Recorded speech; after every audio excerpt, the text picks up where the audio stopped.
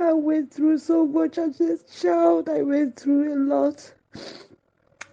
Oh God, my story is so painful. It's so painful what I've been through as a child. It's so painful how I was raped. A lot happened to me. Oh God, I told you I got so much to say, but Physical and drug abuse, rape, jail term, dyslexia, coronavirus, and a host of obstacles are what she had to go through in the journey to achieving her dreams. My name is Stephen Enoch. This is Daily News 24 podcast.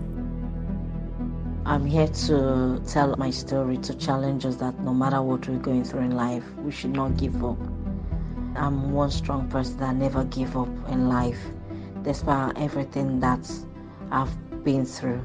My name is Promise Nkechi Okoli. My dream in life is to be a medical doctor. My problem started when my parents separated from each other. My mother became a single mother to look after us, me and my brother, and she was doing all sorts of jobs to take care of us. She remarried and it was tough for us. After her mother left the shores of Nigeria, she remarried, and on realizing that her daughter was used as a means of exploitation and abused, Promise had to leave Nigeria. She was later settled in the UK, where it was discovered that she had dyslexia, and because of that, Promise had to give up on her ambition of becoming a medical doctor. I'm not ashamed to tell you I'm dyslexic.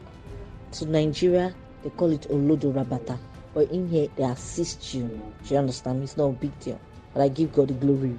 You understand me? That I'm more better than before. When I found out I was dyslexic, I didn't know what to do. I was miserable. My dream was to be a medical doctor. Dyslexia is a condition which is characterized by the difficulty in learning and a delay in assimilation. As she advanced in age, she got into some terrible situations with fraudulent individuals who further shattered her dream and led her into depression and panic attacks. So I've been a victim of fraud. The guy I was seeing back then is a fraudster. I loved him so much to the point that I'm not going to put him in trouble. I was doing everything for him and all that. Then I have so many jobs. I'm a very hardworking person. So one day, he gave me a reference number to go to a bank and I should take my passport. And I did. Apparently, he was inside his car watching me. And before I knew it, police came and they arrested me. And I slept in the cell for 2 days. I was in tears. All my friends ran away from me. My mom was there for me.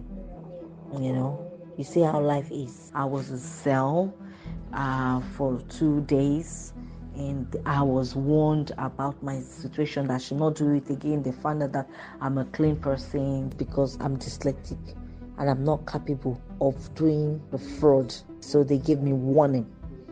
And the reason why they gave me warning is because I'm young and naive. And that guy, when they arrested me, he ran away, But it was already in the record. After being in the black books of the UK police, she still fell into deeper troubles. To be honest with you, I keep on meeting the wrong people, and it happened again, and that one was even worse. I met somebody else, used my card, everything for fraud. So this time around, about £40,000 meant to go into my account, but it was stopped. They were later coming into my mom's address. It was a problem, but I didn't know. And they arrested me. I was in cell for 3 days, and they said because of what happened, because it has happened before, I have to. The last time, sorry, I forgot to mention, the first time I did community service. The community service meant to be 175 days, but because I had parole, so I only did 160 days. So the second one, I did not do parole again. They told me that I have to go to prison because of what happened to me, because it has to do with money laundering. And the person in question ran away, and this is something I didn't really know what was going on, but I never knew that I'm gonna be the next line. I'm gonna be a victim, to the point that it shattered me. I used to be in the van, big van, with handcuff in my hand and handcuff in my leg, going to the Crown Court. Even the gloves I used for my community service, I still have it today to remember what happened to me at the past. And to God be the glory, they released me, but they seized my passport, they seized everything that belongs to me. I have to start life afresh, and things were not still okay, because that had really weighed me down a lot. So for me to move on, I was trying to struggle to move on. I could not get any job. I could not get anything, because in this country, when somebody come out from cell or prison, it's difficult for you to get your life back in track immediately. My mom has been there for me. She's been my counselor. She's been everything to me. And thinking that, oh, things are getting better, and later I got a job. I said, okay, things are not getting better. It was really hard fighting all these challenges, I was going through. Along the line, I promised God that, God, Father Lord, when you save me from this, I promise I'm going to use my situation to honor you. That was the promise I said to God Almighty.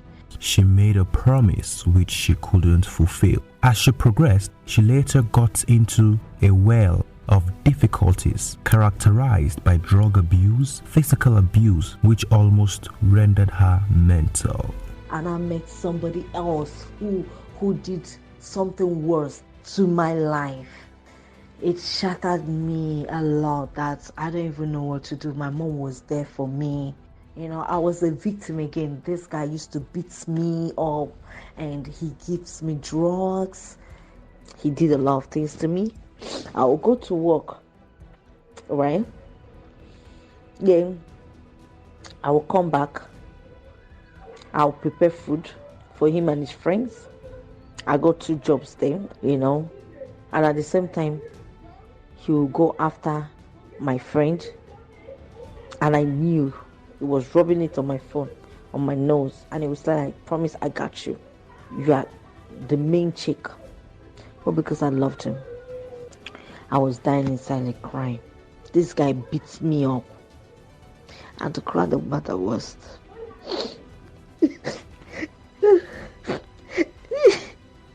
hello. Oh God, I'm so sorry. I'm so emotional. He was giving me drugs. And he was beating me. He was controlling me. And because of that, I started having panic attack. Okay. There was a day, I remembered when they took me to the hospital, when I was crying, screaming. I don't know what I was screaming about till today, but my mom told me I was screaming. They showed me the video, how I was screaming. My mom was scared, and what they could say that they should take me to mental home, and my mom said her daughter can never go to mental home, and to God be the glory, I left the hospital, and my mom was counseling me again and again, and they told my mom I should start taking antidepressant medication. Most of us will know what antidepressant means. Is to calm you down, calm your nerves down, but at the same time, it's also harmful to you, to you as well. So many people are on it. So, and my mom said she would not let me to take, and I started fighting.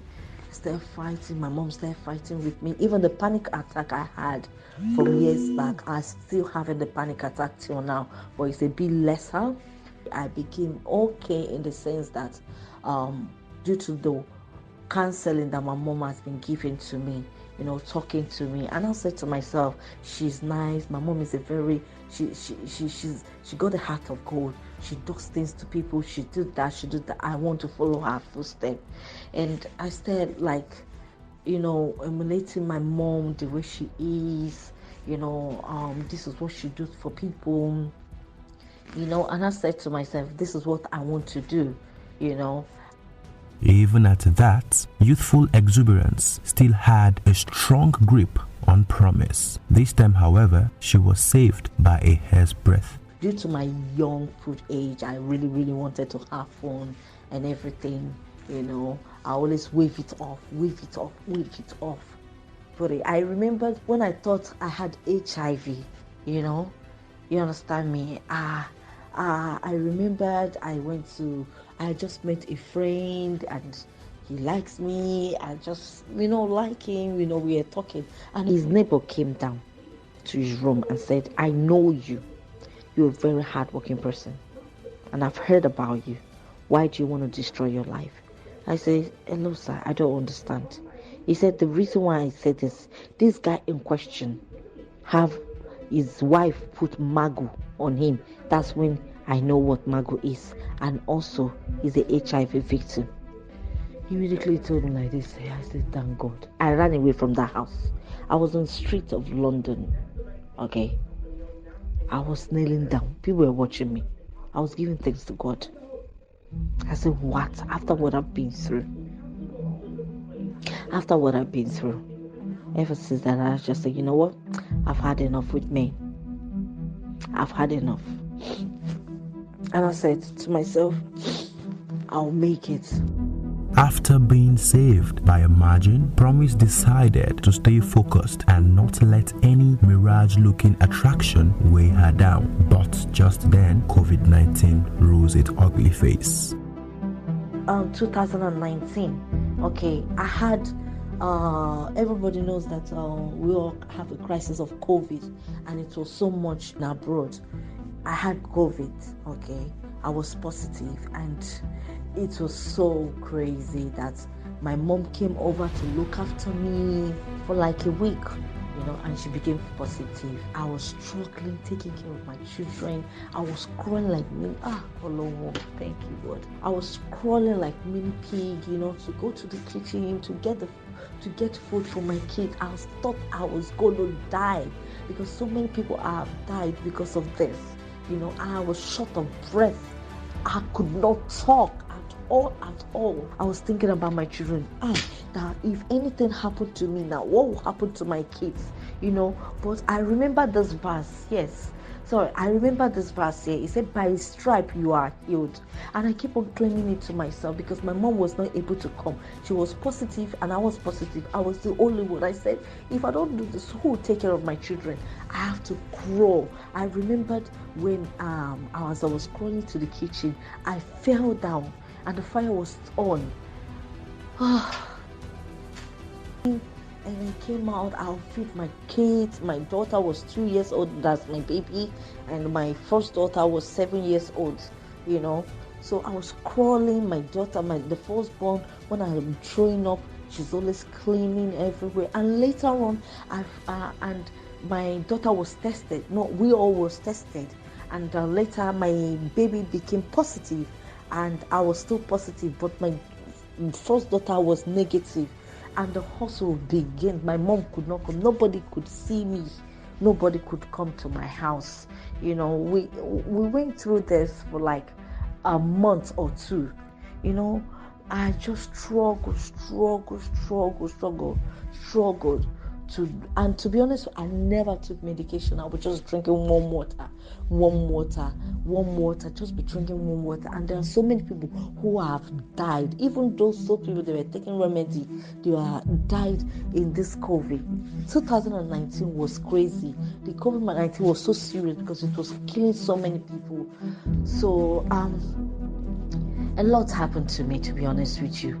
When the pressure of COVID-19 became low and restrictions eased, Promise established an organization called Millennium Women for Impact and Transformation Foundation. She is the executive director, and the organization's objective is to empower people, mostly vulnerable women and children, both in Nigeria and in the diaspora. I've achieved a lot. That is how I became executive director, and a founder. And ever since this organization was created, wonders have been happening. We have facility of tailoring. We have included so many people. I've counseled so many people. And people have been able to listen to me. I've counseled marriages as well. I've done so many things, and I just want to give God the glory for everything that He's been doing for me. Never give up in life. Trust me. It might be so hard. It might be so hard. Sometimes I dance. I'm always dancing. And people say, why are you dancing? I give thanks to God. There's no depression. There is nothing apart from the panic attack. But I know that God is going to do it. So I just want this opportunity to advise people, and I pray you will listen, and so people feel my pain. If you have any question, I don't mind, I'll be here. Thank you.